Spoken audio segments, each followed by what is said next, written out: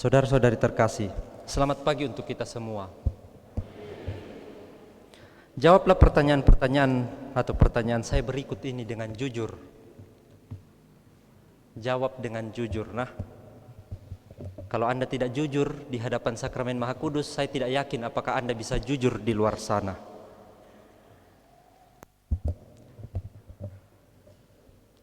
Tolong angkat tangan. Siapa yang sampai detik ini sudah bahagia?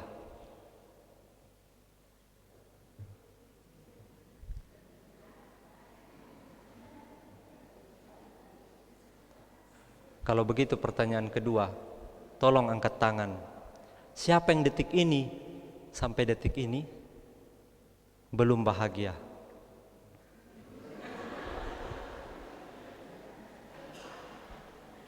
Kalau begitu saya simpulkan, umat paroki Santo Petrus Mamasa khususnya yang ikut misa minggu biasa keempat ini semuanya menderita. Saya tidak tahu Anda menderita karena kami para pastornya kah? Para pimpinan Anda di tempat kerja kah? Mohon maaf, pasangan Anda kah? Kalau anak-anak orang tua Anda kah?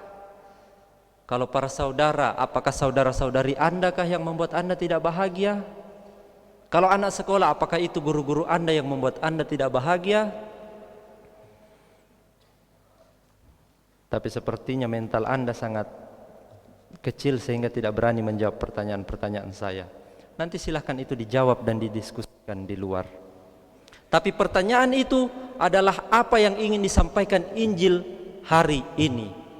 Injil hari ini berbicara tentang sabda bahagia. Yesus naik ke atas bukit mengajar orang banyak. Injil Matius bab 5 ayat 1 sampai 12 ini adalah gambaran apa yang terjadi pada zaman perjanjian lama ketika Musa naik ke atas gunung dan mengajar orang-orang Israel. Pada zaman itu Musa yang dipilih Allah untuk mengajar orang Israel. Apa yang disampaikan oleh Musa yaitu perintah Allah dalam bentuk dua loh batu, Taurat. Pada zaman perjanjian baru, Musa yang baru itu hadir dan terpenuhi dalam diri Yesus Kristus. Apa yang diajarkannya? Itulah sabda bahagia. Kalau sabda bahagia itu kemudian diperas lagi, itulah yang kemudian kita dapat hukum kasih. Mari kita lihat bersama-sama. Sebenarnya kalau Anda bisa jawab pertanyaan tadi, saya akan melanjutkan pertanyaan berikutnya. Apa buktinya bahwa Anda bahagia? Bahagia itu beda dengan senang, nah. Bahagia itu tidak selalu digambarkan orang bisa tertawa terbahak-bahak.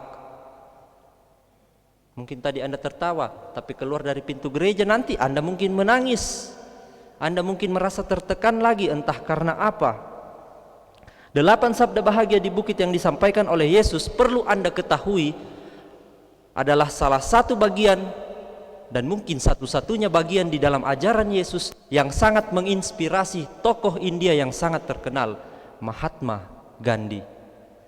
Orang yang begitu peduli terhadap hidup orang-orang miskin di tanah India sana. Dia sangat terinspirasi dengan Yesus, ajarannya khususnya 8 sabda bahagia ini. Lalu kemudian dari sabda bahagia itu Mahatma Gandhi membuat ajaran dan kemudian gerakan untuk melawan ketidakadilan yang terjadi di tanah airnya. Nanti Anda cari tahu sendiri, ada 4 itu. Tapi Mahatma Gandhi tidak sama sekali terinspirasi dari hidup para pengikut Yesus. Kenapa? Karena hidup para pengikut Yesus sebagian besar tidak mencerminkan apa yang diajarkan oleh Yesus. Mahatma Gandhi hanya terinspirasi dari Yesus dan ajaran-ajarannya, khususnya 8 sabda bahagia ini.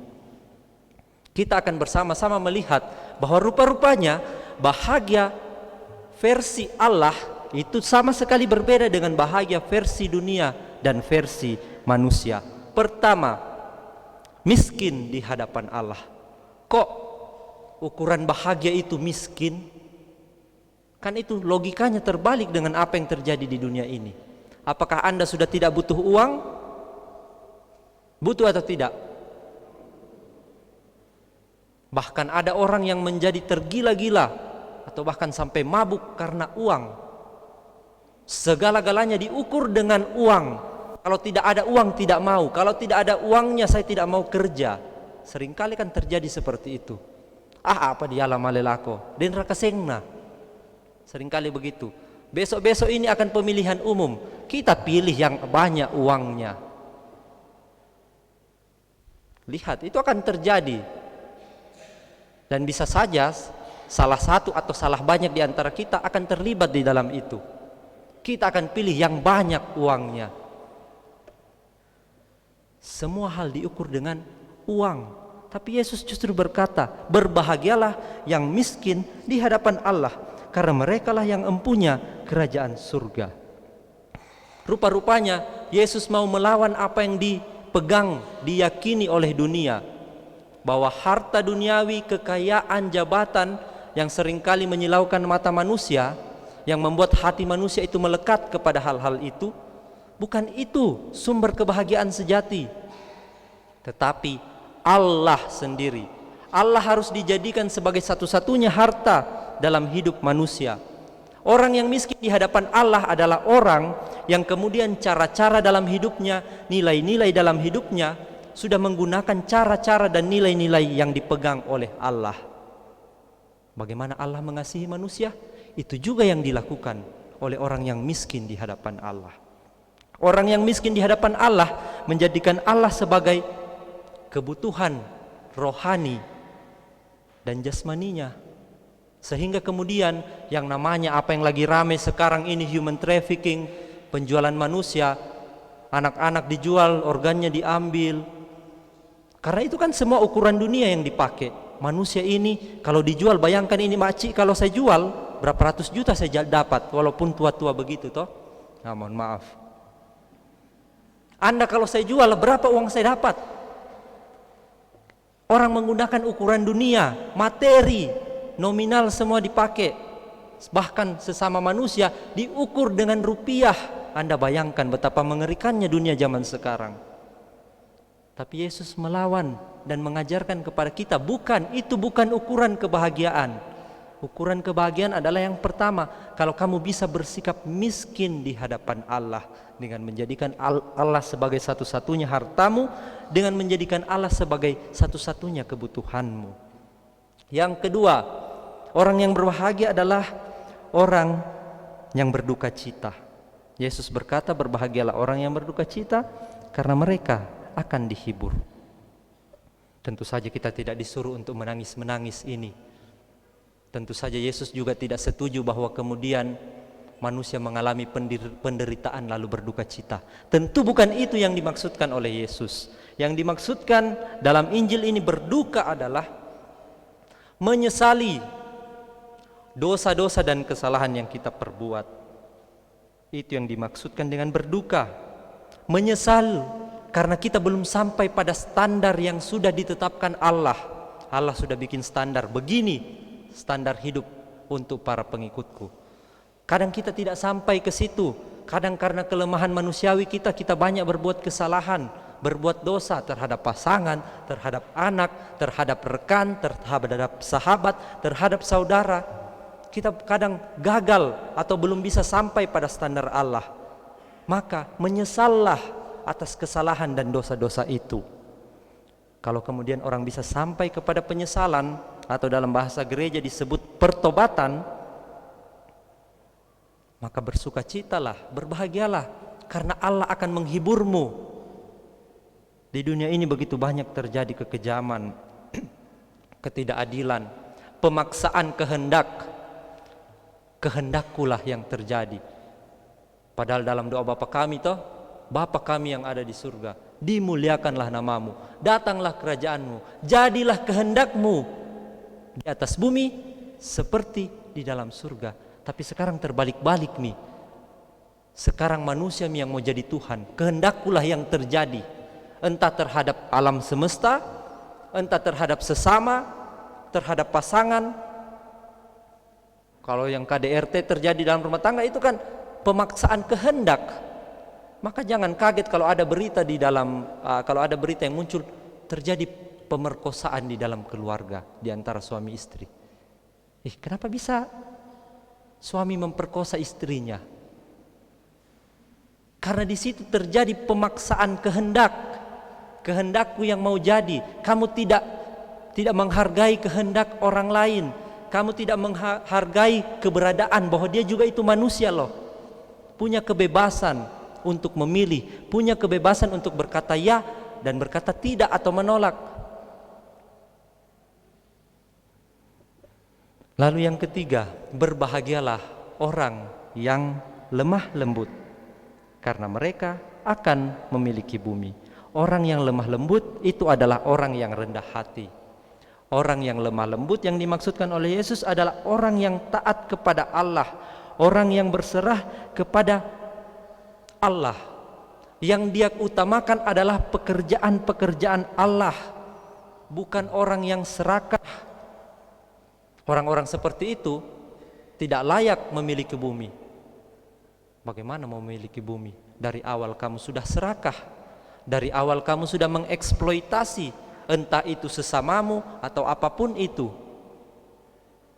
Lalu yang keempat, berbahagialah orang yang lapar dan haus akan kebenaran, karena mereka akan dipuaskan. Ini saudara-saudari terkasih, perlu kita ketahui bersama, ini merupakan syarat dasar kehidupan rohani. Kita diajak supaya jangan dikalahkan oleh yang namanya kekhawatiran duniawi. Kita diajak supaya kita jangan terperdaya oleh yang namanya kekayaan, oleh yang namanya kenikmatan hidup. Karena kalau kemudian itu yang terjadi pada kita, maka kita sudah gagal untuk tinggal di dalam Kristus. Jadi ini syaratnya.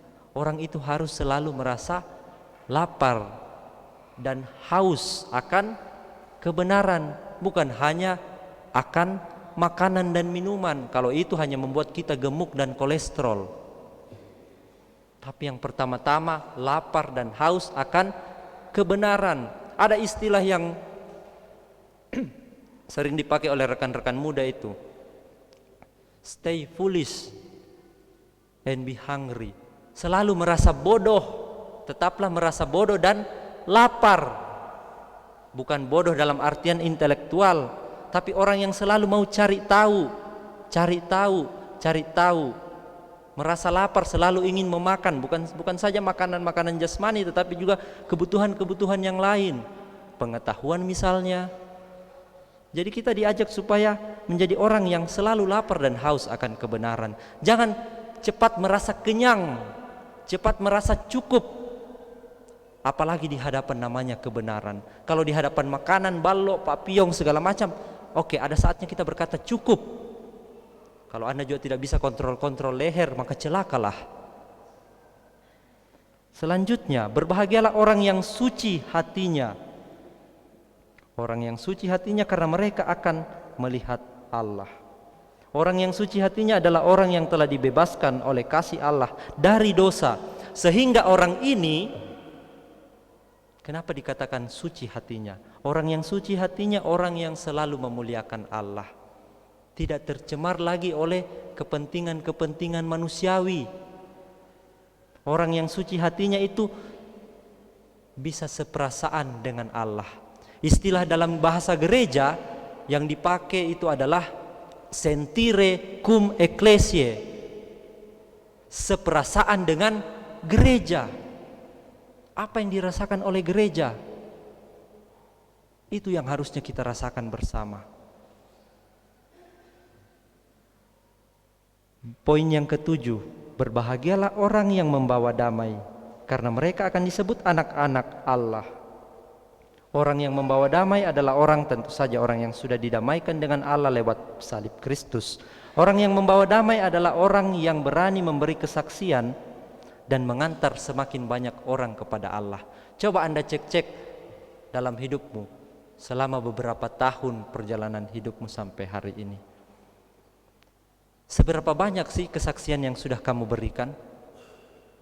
Seberapa banyak sih orang yang sudah kamu coba antar? Tidak usahlah kemudian mengukur bahwa saya sudah mengantar, membaptis beberapa orang, tapi paling tidak kamu sudah berusaha mengantar sesamamu itu kepada Allah. Coba Anda hitung-hitung. Jangan sampai kita terlalu egois. Diri kita saja yang kita lihat, yang penting saya selamat. Orang lain urusannya. Tidak, keselamatan itu juga punya dimensi sosial. Tidak hanya personal, individual, tapi punya dimensi sosial. Lalu yang ke-8, berbahagialah orang yang dianiaya karena kebenaran. Ini paling tidak masuk akal. Bagaimana mungkin Yesus berkata, orang yang dianiaya karena kebenaran itu bisa mengalami kebahagiaan? Padahal pada saat dia dianiaya, dia menderita. Seperti Anda saja yang saya baru tanyai, Anda sudah tidak bisa jawab. Apalagi kalau Anda dianiaya.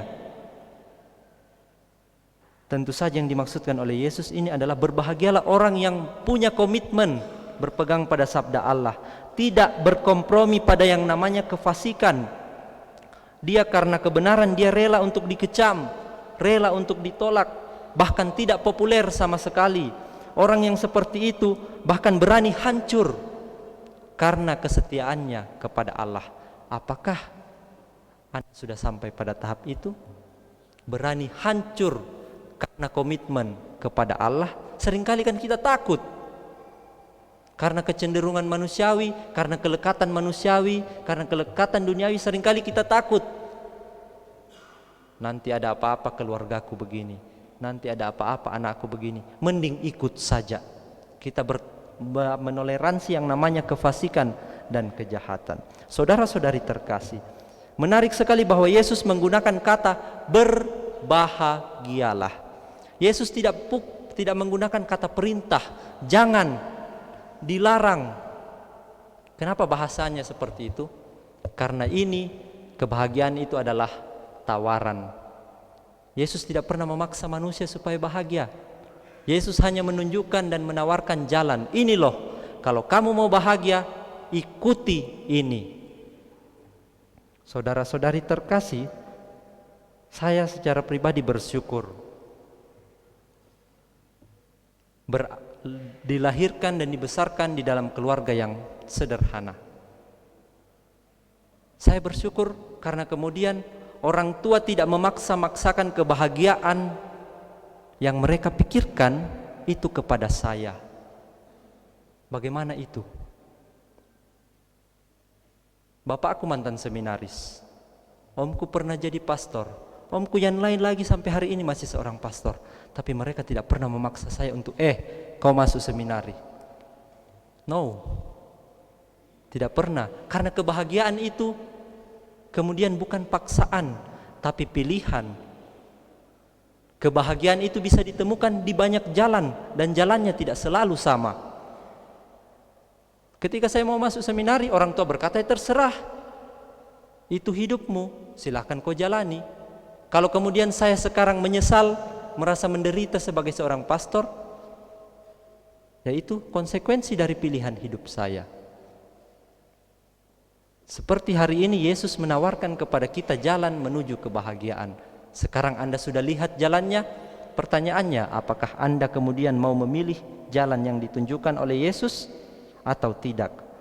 Paling tidak gereja mengajarkan bahwa jalan kebahagiaan yang ditunjukkan oleh Yesus sudah punya bukti. Orang-orang kudus adalah buktinya. Santo Fransiskus dari Assisi adalah seorang yang sangat kaya, seorang bangsawan, tapi dia rela meninggalkan harta kekayaannya untuk mengikuti Kristus, menjadi seorang yang sangat miskin. Santo Stefanus, martir pertama di dalam gereja, dalam Kisah Para Rasul, itu dia berani dirajam oleh musuh-musuhnya, bahkan mendoakan mereka. Kenapa? Karena dia yakin kebahagiaan yang sejati itu melekat kepada Allah. Santo Laurentius, seorang diakon, ketika dia ditanyai oleh kaisar pada zaman itu, serahkan harta gereja kepada kami, dia berkata, inilah harta gereja, orang-orang miskin. Kemudian dia dibakar hidup-hidup juga karena cintanya kepada Kristus. Begitu juga pelindung paroki kita, Santo Petrus. Dia meninggalkan pekerjaannya untuk mengikuti Yesus. Itulah jalan-jalan kebahagiaan yang dipilih oleh para kudus. Apakah kemudian kita berani untuk memilih tawaran yang disampaikan oleh Yesus? Semoga Roh Kudus menolong kita. Amin. Saudara-saudari terkasih, mari kita